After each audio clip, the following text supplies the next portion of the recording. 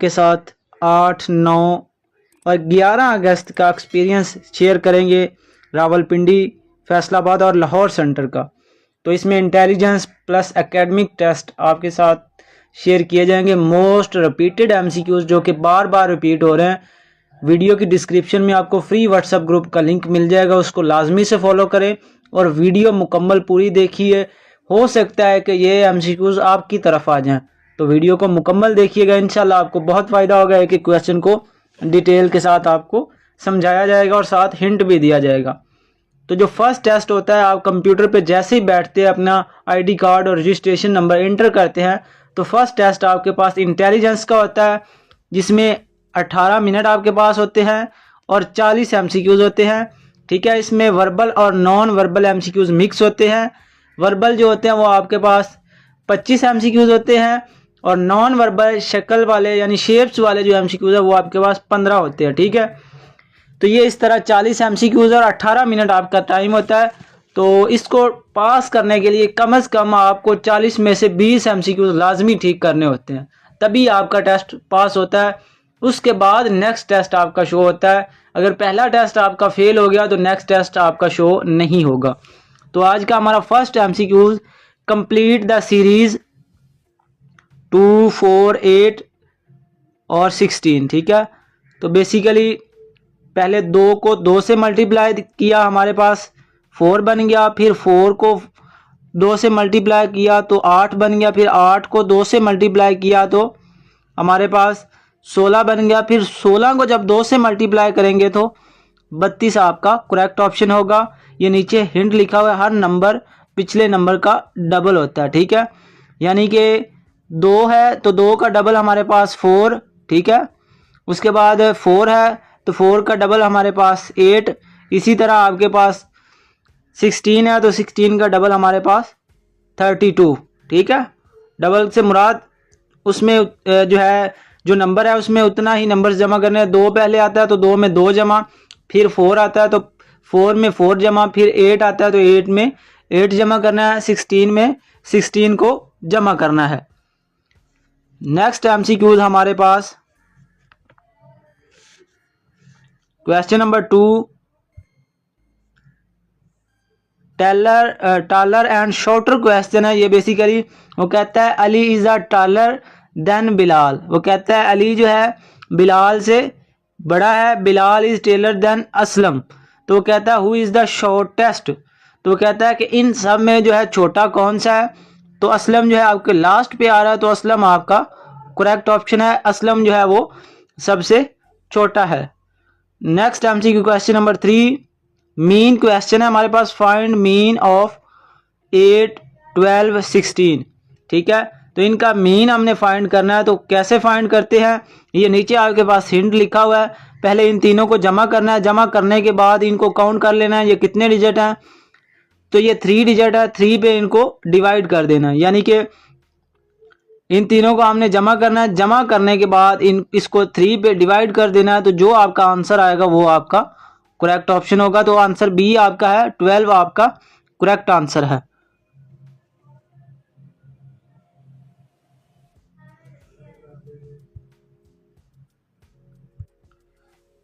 Question number 4 हमारे पास है average percentage. वो कहता है व्हाट इज द 20% ऑफ 150। तो परसेंटेज फाइंड करने का फार्मूला मैंने पहले भी काफ़ी वीडियोस में बताया है, तो जिसने वो वीडियोस नहीं देखी वो लाजमी तौर पे देखे।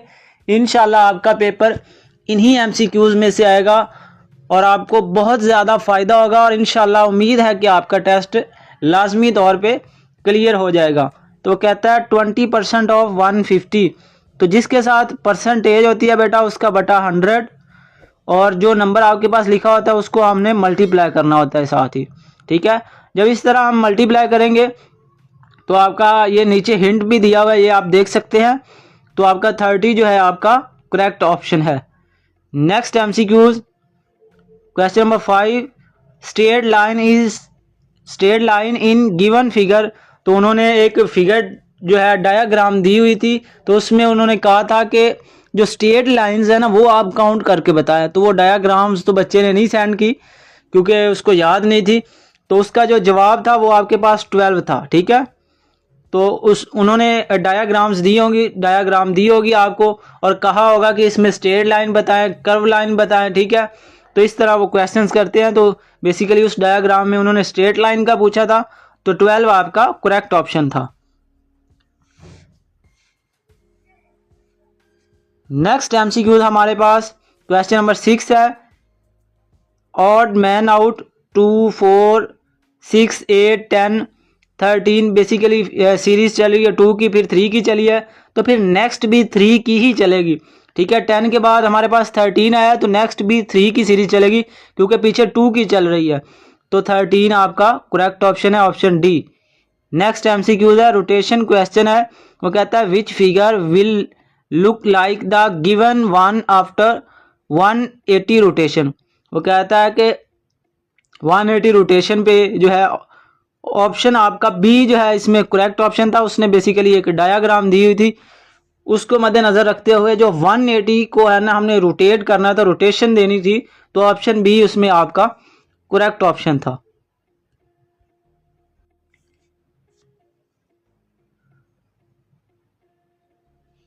क्वेश्चन नंबर 8 हमारे पास है।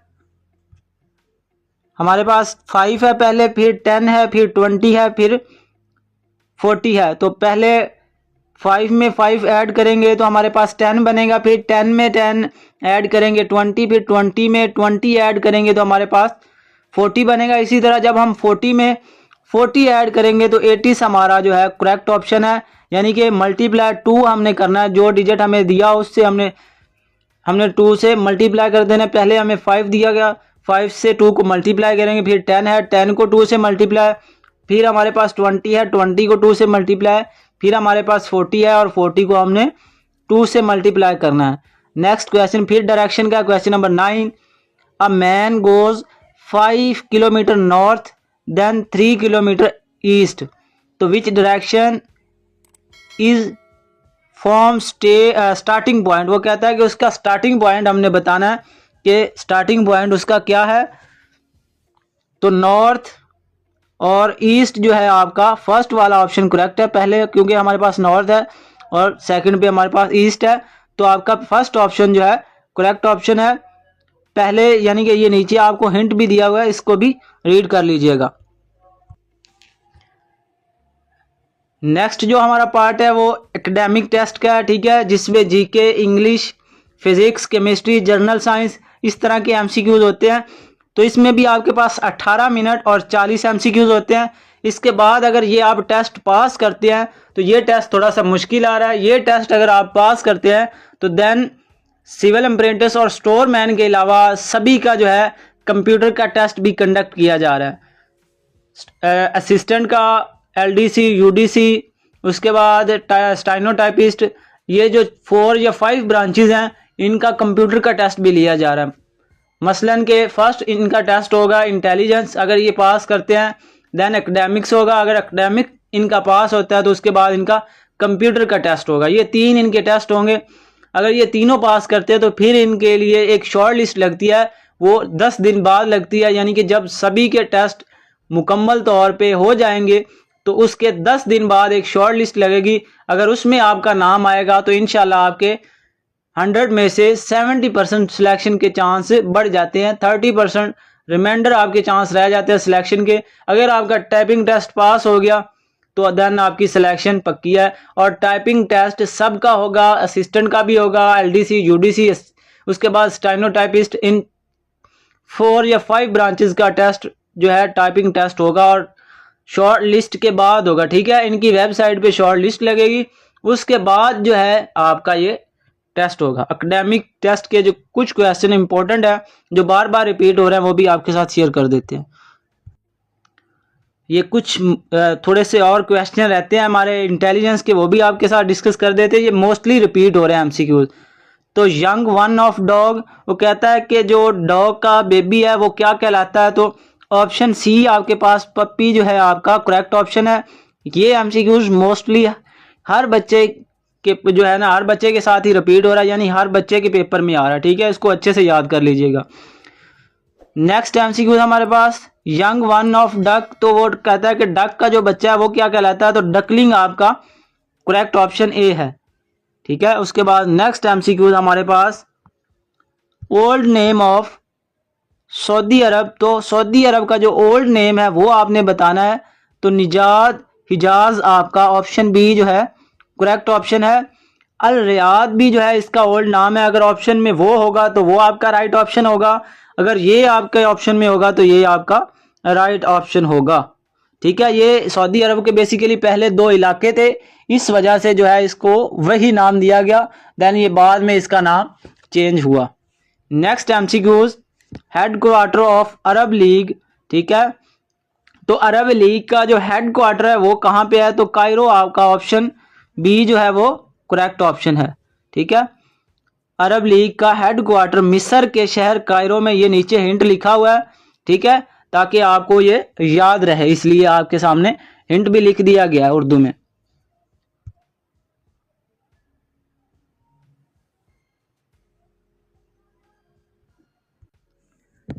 नेक्स्ट एमसीक्यूज हमारे पास, ये बेसिकली एक मुहावरा था।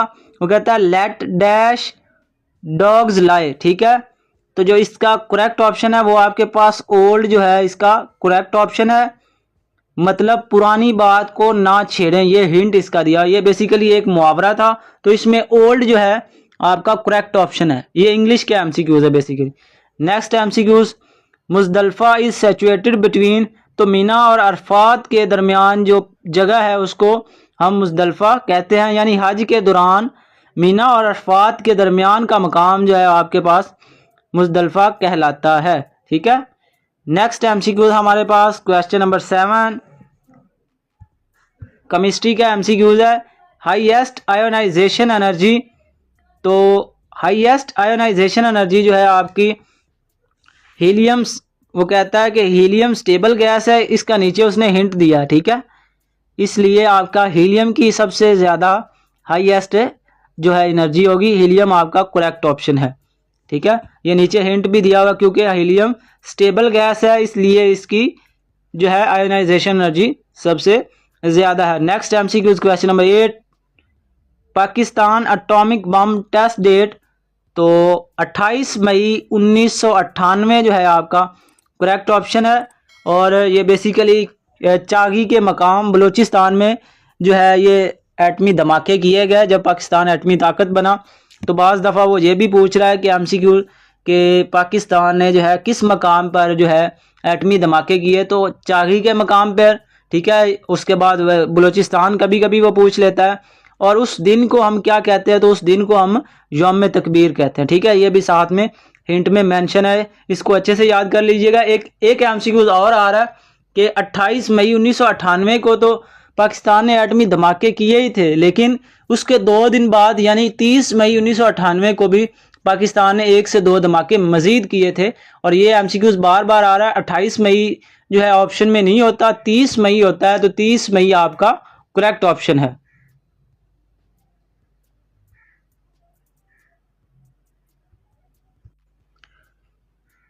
नेक्स्ट एमसीक्यूज हमारे पास, लार्जेस्ट हॉस्पिटल इन पाकिस्तान। तो जो पाकिस्तान में लार्जेस्ट हॉस्पिटल है वो आपके पास नश्तर हॉस्पिटल मुल्तान जो है आपका करेक्ट ऑप्शन है। ये दे रकबे के हिसाब से सबसे बड़ा है। ठीक है। ये रकबे के हिसाब से बात हो रही है, तो रकबे के हिसाब से जो है नश्तर हॉस्पिटल मुल्तान जो है सबसे बड़ा हॉस्पिटल है। Next MCQs, most ODI wicket taker of Pakistani. Basically उसने पाकिस्तानी पूछा है, अगर ओवरऑल वर्ल्ड का वो पूछता तो ये भी बाज़ दफ़ा एमसीक्यूज आ जाता है पेपर में। अगर वो ओवरऑल वर्ल्ड का पूछेगा तो मुरलीधरन आपका करेक्ट ऑप्शन होगा। ये श्रीलंका का था। ठीक है। ये भी बाज़ दफ़ा वो पूछ लेता है कि ये किस कंट्री से बिलोंग करता था, तो श्रीलंका से ये बिलोंग करता था। और इसने कितनी विकेट्स हासिल की? तो अप्रोक्सीमेटली 534 विकेट जो है इसने हासिल की। और अगर उसने पाकिस्तानी पूछा है तो वसीम अकरम आपका करेक्ट ऑप्शन है। वसीम अकरम ने अप्रोक्सीमेटली, ठीक है, ये ऊंच नीच हो सकती है, ज़्यादा भी हो सकती है, कम भी हो सकती हैं, तो 502 विकेट्स आपका इसका हिंट है। ठीक है।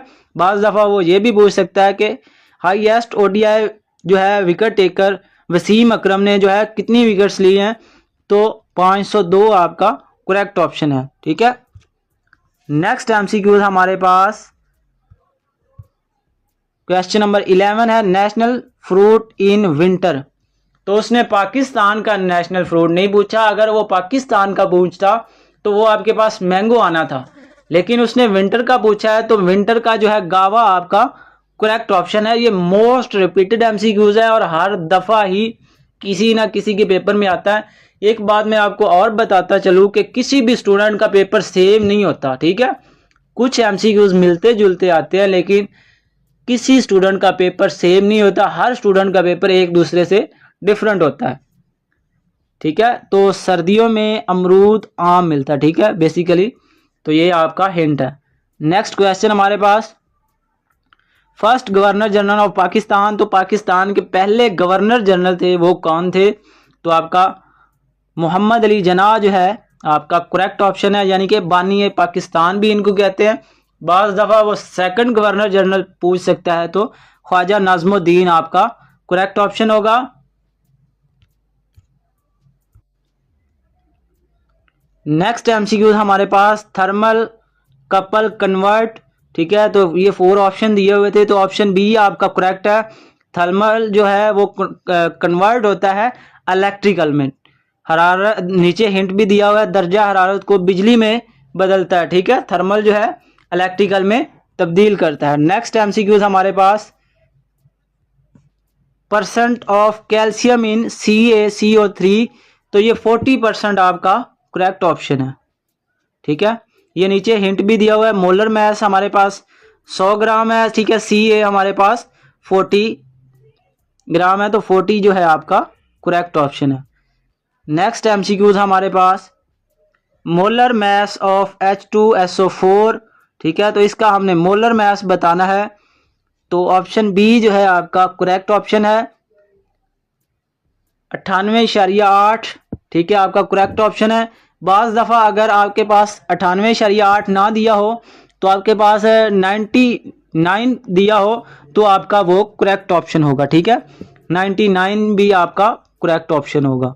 बाज़ दफ़ा वो एग्जैक्ट ऑप्शन नहीं देता, ठीक है, तो 99 भी आपका करेक्ट ऑप्शन होगा। नेक्स्ट एमसीक्यू हमारे पास, नेशनल फ्लावर ऑफ पाकिस्तान। तो पाकिस्तान का जो नेशनल फ्लावर है वो कौन सा है? तो जस्मीन जो है आपका करेक्ट ऑप्शन है। ये मोस्टली रिपीटेड एमसीक्यूज है और काफ़ी दफ़ा पेपर में पूछा जा चुका है।